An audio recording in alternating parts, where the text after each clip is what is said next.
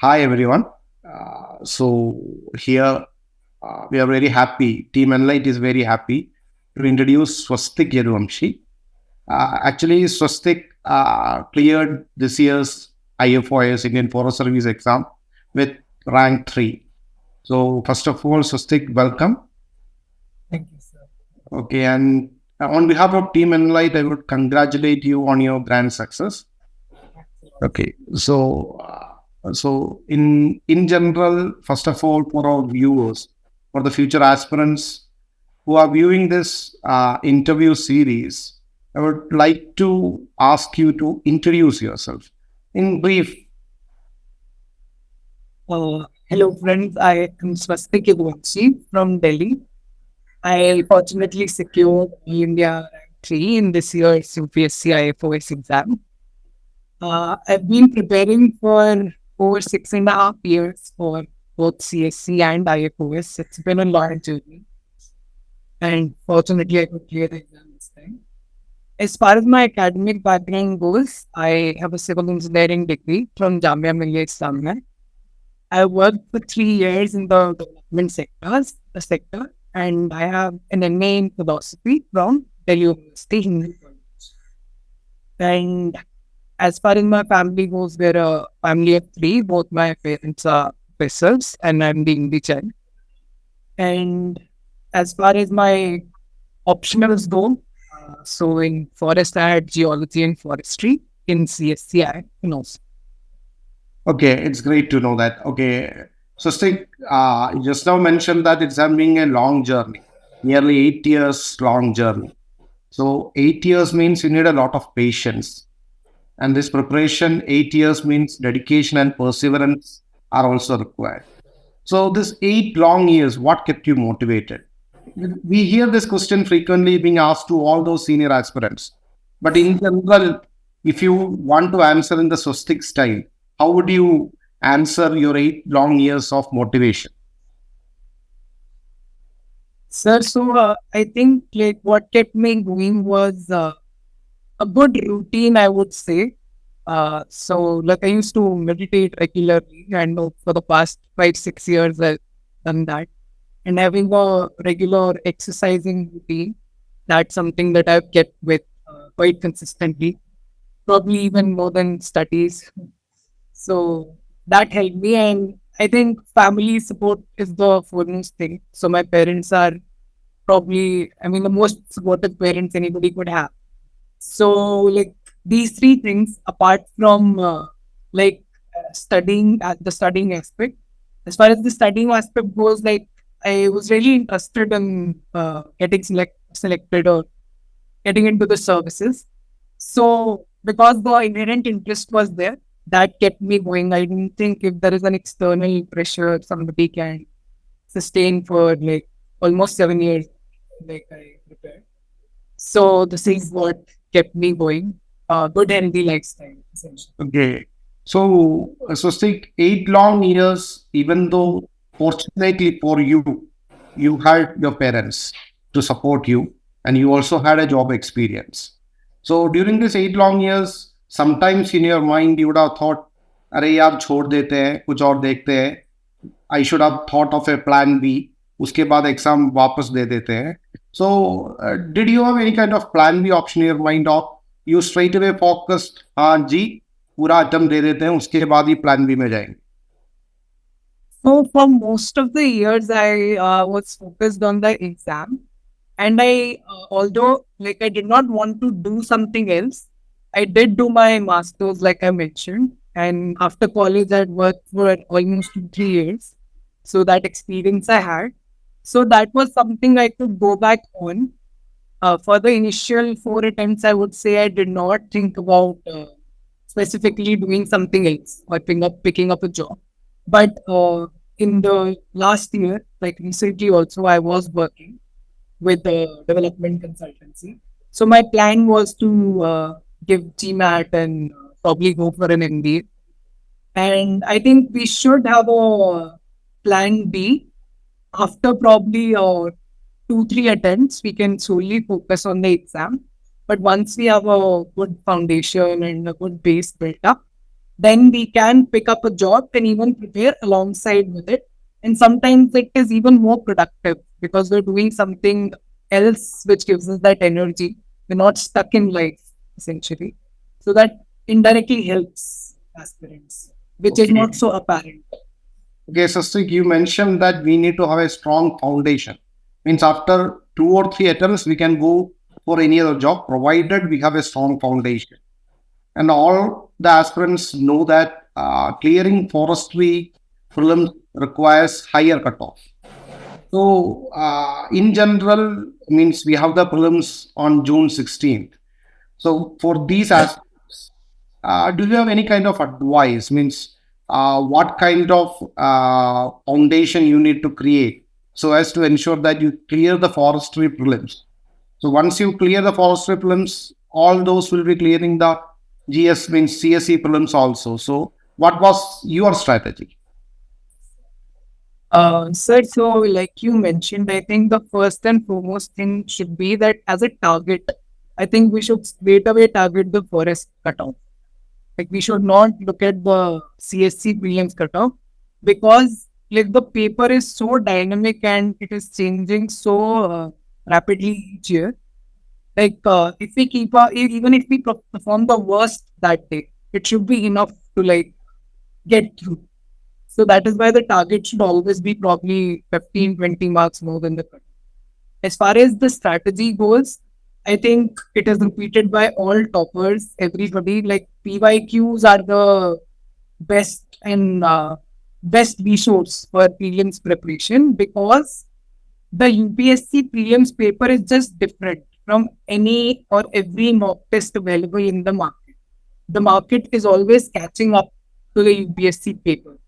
So, one thing I would suggest is to simulate past year papers in the last few weeks as proper tests in those 2 hours. So, our mindset gets oriented that this is the kind of paper UPSC makes. And because sometimes you give a lot of mocks and we lose the hang of what the actual paper is. So that simulation keeps your mindset oriented that way. Like even you develop a knack of making educated, intelligent guesses. It's like this is how the paper is made. And apart from that, like specific subjects can be focused on, which provide you the edge. Like environment and geography, I think one should combine in study. And I think that makes up more than around 30 questions in the exam. So that is somewhere you can take a lead. So what I used to do is I used to reattempt all the tests I had done in the previous years as well, and this year's test as well. So I had a good foundation, and small nuggets of information kept getting added on that. So attempting tests and both PYQs of at least 10, 15 years, like attempting those. So you have, because UPSC makes questions on similar themes. So you once you have the background information of the theme covered from PYQs and previous year tests, there's more probability that you will attempt the question correctly. So this is another aspect apart from the PYQs.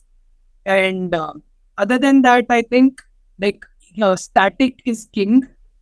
Despite, I mean, could there be questions on current affairs, which are, I don't know from what source they ask. But if you prepare your static well, polity, economy, environment, geography, and history really well, I think whatever the paper is like, you will do well. Like, because you won't get at least some amount of questions wrong. And more than 60% paper is static every year, almost. So, yeah, this is the Okay, so in brief, what Swastik mentioned was the importance of PYQ, and he emphasized that the static area, that's the core in all the papers. Once you are sure of your static areas, irrespective of the current affairs, you will comfortably clear the prelims. And he also mentioned, I feel, about educated guesses. He didn't mention about any kind of tricks in guesses. He mentioned that the educated guesses are created when the aspirants become familiar with the question, the area. Not yes. so there are sessions by various people who say there are tricks available in cracking prelims. That's why I wanted to hear that word. Means you yourself mentioned that along with the course. That's great. Okay. Now, Swastik, given a chance, I'm just formulating a hypothetical question. Given a chance, if you want to unwind or undo your strategy in your preparation phase, what would you unwind or redo again? The one thing I would do is not rely on a lot of sources. So limiting my sources and revising them consistently. I think because I personally am a very curious person. So I like reading a lot and getting more information and knowledge. So that does not help actually. So keeping your sources very limited from a few toppers, maybe like 2 or 3 toppers using their strategy because it's tried and tested. And you replicate that whichever suits you. Like there are 1,000 ways to clear this exam. So yes, limiting those sources for static portions and revising them consistently. That is more important. I think rather than knowing more, like knowing less, but knowing it very, very well, like so that you can deliver it almost perfectly in the exam. So one is that. And apart from that, like taking time to really plan and strategize your preparation based on the right guidance. Because there is so much material available, it's very easy to get lost.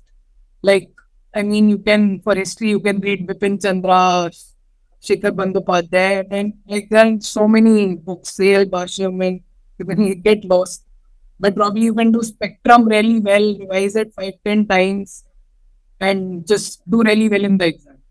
So these are the two things which I feel are most important. And answer writing practice of PYQs is very, very essential, which I did in this attempt for forest services. And I got a good score in the mains. So PYQs are like king. I mean, if you practice, repractice, and even in philosophy, Manish sir's approach was such. So I just kept reiterating and repracticing PYQs. Okay, so stick re-emphasize the importance of PYQ both for prelims and for mains. So all those aspirants giving this attempt, do keep in mind the importance of PYQ.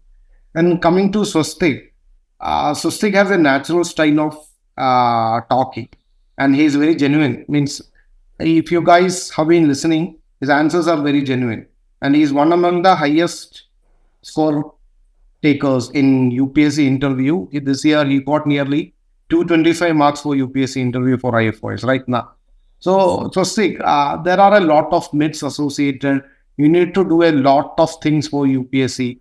The board is very grueling in nature. They are not at all friendly. We have a lot of myths associated with. So as far as you are concerned, how was your actual UPSC board, and what kind of preparation you did that helped you in cracking this UPSC interview? Uh, so with regard to the board, and like you mentioned, so the myths associated, they make you feel very, very comfortable actually during the actual interview.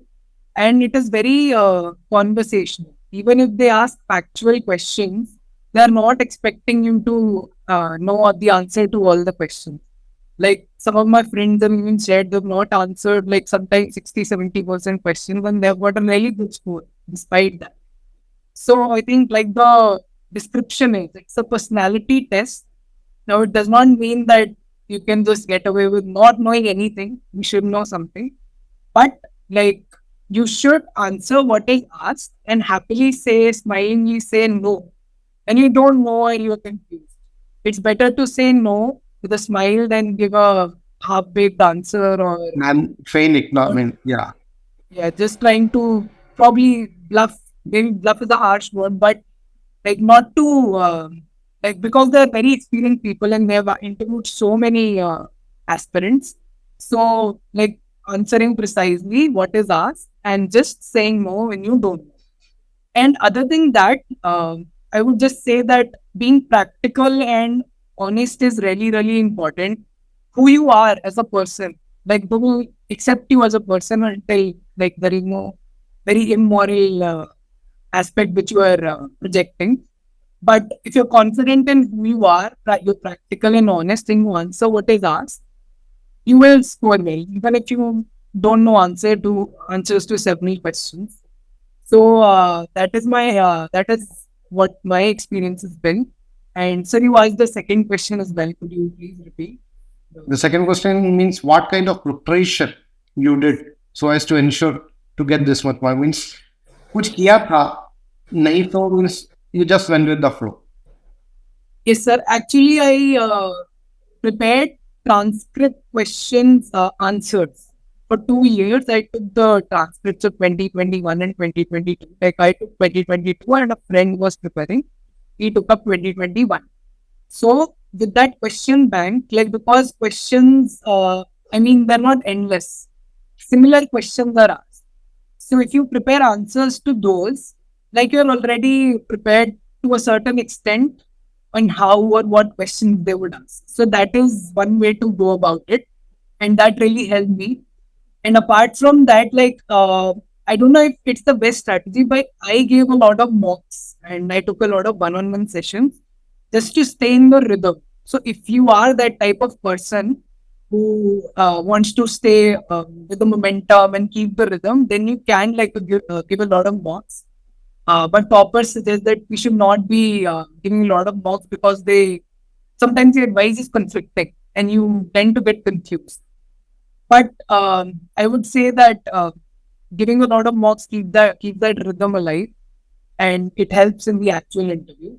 In fact, a funny incident, like I was good afternoon at 9:30 a.m. in the morning because I was so used to giving mocks in the afternoon. It was very automatic.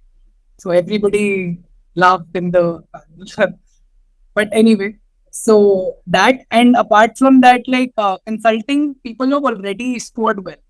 So there are very specific things you can take care of during the interview. Like not, just it happened with me as well. If I couldn't answer a very simple question, I used to judge myself a lot. Then even answers to questions I knew, I did not answer well.